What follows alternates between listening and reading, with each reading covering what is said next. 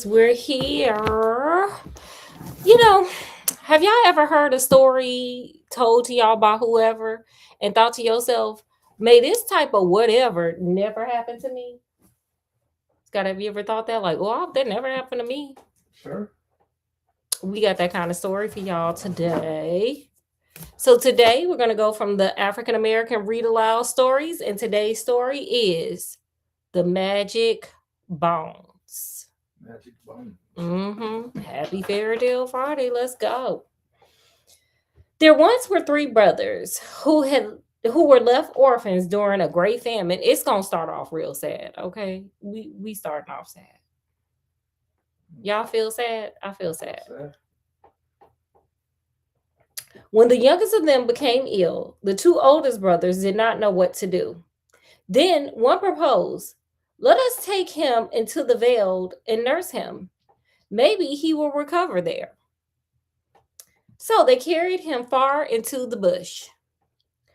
After some time, the two elders again wondered what to do with their youngest brother as he was not getting better. It is a time of famine, one said to the other. We have no food. Let us leave him here and return home. Okay. When the sick one heard this, he pled, please do not leave me here alone. But they left him and went on their way. Okay, well, another one bites the dust, I guess.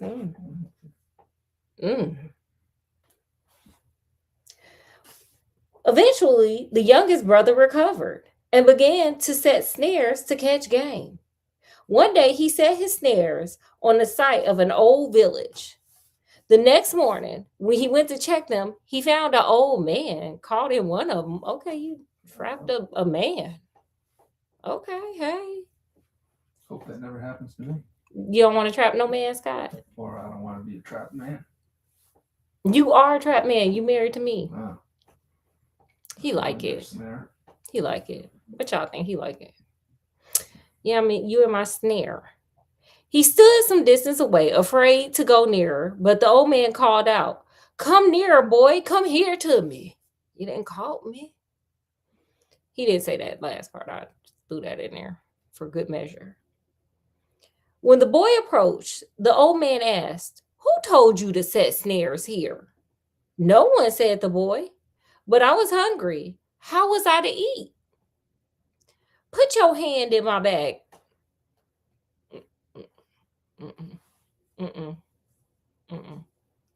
Would y'all have put y'all hand in this man bag? Scott, would you put your hand in this mystery man that you didn't caught in a trap bag? No.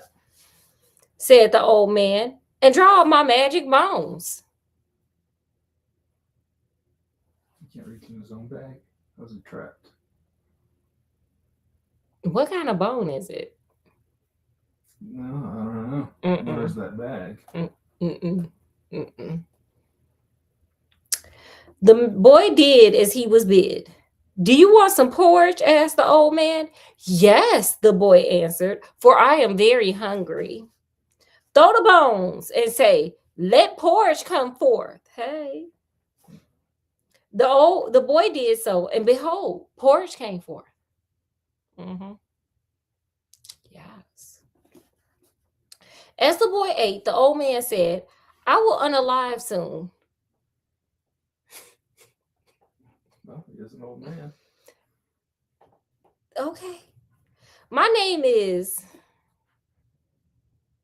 I had the little whiteboard, but I left it downstairs. I'm just gonna spell this out for y'all. JIRIMPIMBIRA. I'm just gonna call him Berea because I like Berea. Berea tastes good. Okay. Which means jumping shin bones. Don't forget that name, for I am unalive, for I am leaving you. For when I am unalive, I am leaving it to you. Who said he wanted a new name?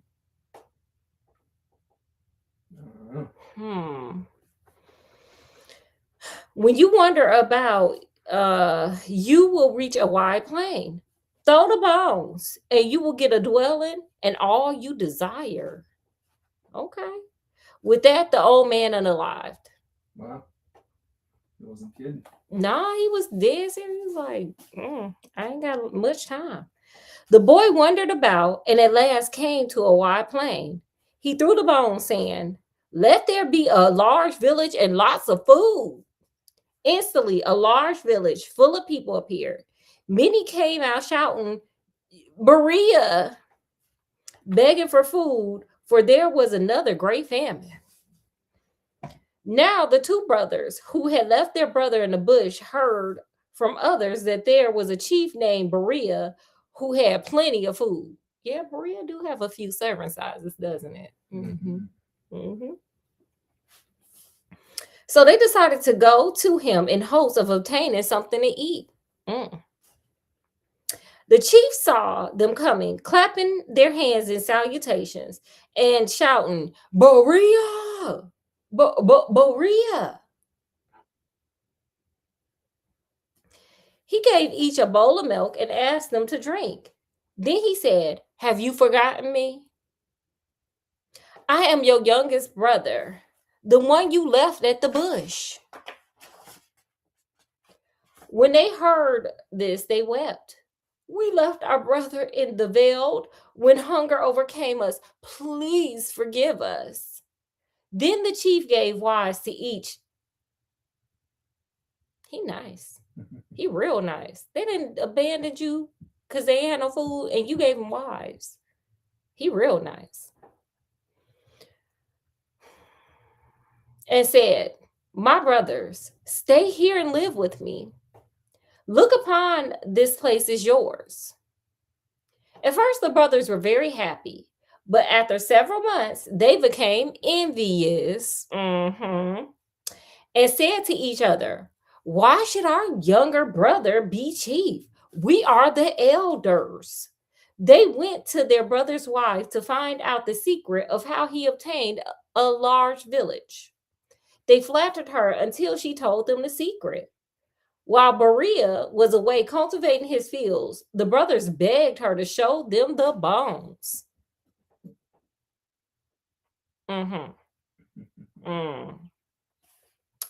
"If I let you see them, what will you give me?" she asked. "Whatever you desire," they said. "If you bring me the flesh of a hare, I will show you the bones," she replied. Is anybody else getting the feeling of cheap date? Cheap date? Girl, you can get anything you desire and all you wanted was a bunny. It's giving cheap date. It's giving ask for more. I feel like she's got a plan. I mean, indeed. But let's get back. Okay, I got distracted, y'all. Let's get back. They readily agreed and immediately went away to hunt. Soon they returned with 2 fat hares for the woman. She gave them the bones, telling them that when they reached a place they liked, they were to throw the bones and a village would appear. The brothers ran away with the bones.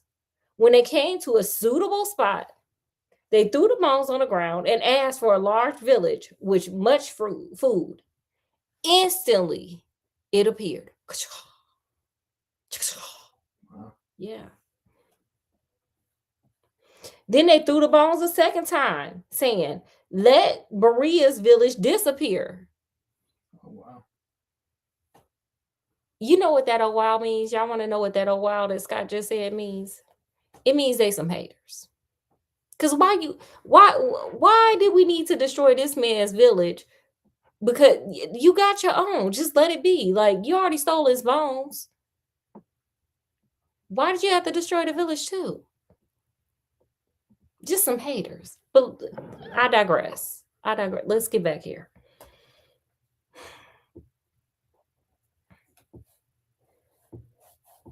Immediately it vanished, and Berea found himself all alone. It's sad.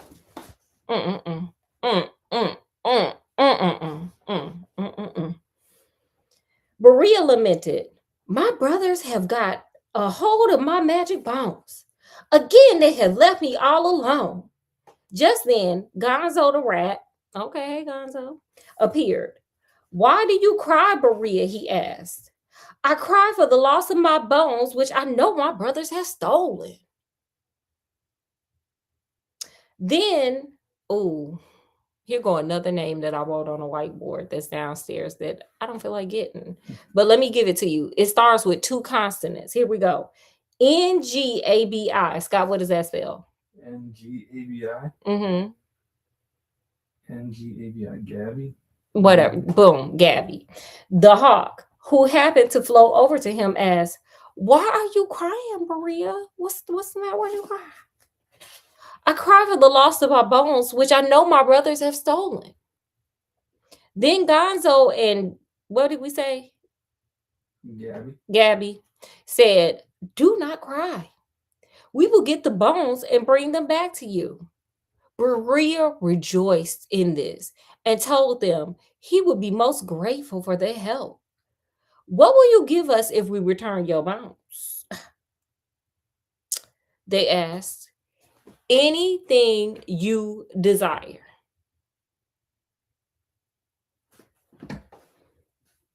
He replied. I want chickens, Gabby answered, and I want nuts, said Gonzo. The rat ran along while the hawk flew high in the air. When Gabby reached the village of the 2 brothers, he hovered in the air, waiting for Gonzo to arrive. Quick break. I wonder if Gonzo is like the Gonzo from Muppet Babies. That's what I'm thinking. Okay. He looked like a rat. He was a rat, I thought, but he was blue. He was blue. But put it down in the comments. This is Gonzo. This is Gonzo. Y'all put Gonzo down in the comments. Gonzo was sure the bones were being kept in the largest house. He crept in and scurried up the wall. He nibbled through the string by which the bones were held and then carried them outside. Once outside, people began to shout, the chief's magic bones are being carried away by a rat. But just then, Gabby swooped down and picked up Gonzo with the magic bones and flew away. Okay? That's what happens. Teamwork makes the dream work. All right. Then the people saw this. They cried out, Taco! It goes with Berea, but it says T-O-K-O. That's Taco. Well done. The rat was being carried off by the hawk. Of course, they thought the hawk would eat the rat. The hawk carried Gonzo and the magic bones to Berea, who thanked them for what they had done. Then he threw his bones and said, let there be nuts and chicken for Gonzo and Gabby. Then he threw the bones again and said, I want my village and all I have returned to me. Reclaiming my time. Yeah.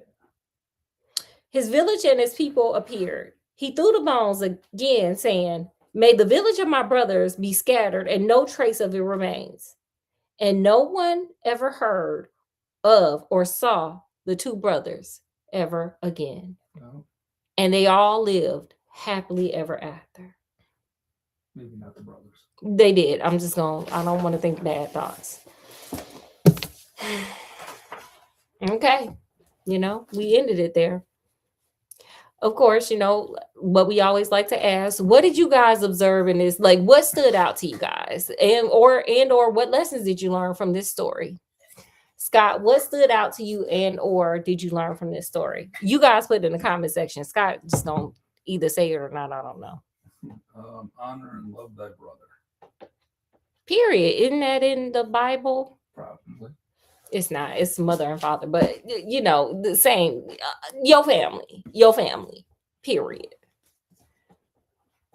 What stood out to me is this. Them brothers showed who they was when they abandoned that little boy. They knew when they took him to the bush. They was taking him to the bush for him not to return back home. Okay. They knew that. Okay. Then he was nice to him. He was like Joseph, in the Bible, Joseph in the technicolor coat. And then they stabbed him in the back again. So I'm going to go with something that the late, great Mrs. Maya Angelou said. And if y'all don't know who she is, check her out because she's dope. She's something else, honey. She said, if someone shows you who they are the first time, believe them. And them brothers showed that they was gonna abandon him, and they were haters and all that stuff that we witnessed throughout this story. They showed him the first time. He should have believed it and left him alone. So what stood out to me is sometimes when people show you who they are the first time, sometimes we don't believe it and they kind of do it again. So just observe and handle people accordingly. He should have handled them brothers like he ain't know because they handle him like that too. Match that energy. Right. Did you have anything else, Scott? Nope, that's all I got. Okay, y'all. Well, I hope you guys enjoyed the story. I hope you learned something from it. You noticed some things in there, all that good stuff. I hope you like my makeup I did. I hope you like my look. I like yours. Period. So with that, we're going to end this. We'll be back in a little bit with, of course, the interesting thing that happened. Y'all probably forgot because we skipped a week. The interesting thing that happened at Perfect Acres Inc. So give me about 30 or so minutes and we'll be back. So as always, we hope you guys enjoyed your time here because we totally enjoyed having you here with us. Make sure you guys like, share, subscribe, check out some other videos, live, shorts, all that fun stuff. So from wherever we are, even in a desert, abandoned by our brothers, to be abandoned later on after they steal our bones, to wherever you guys are, peace, love, and happiness. And we'll see you guys in like 30 minutes. Skinnamarink-a-dink-a-dink. Bye, y'all.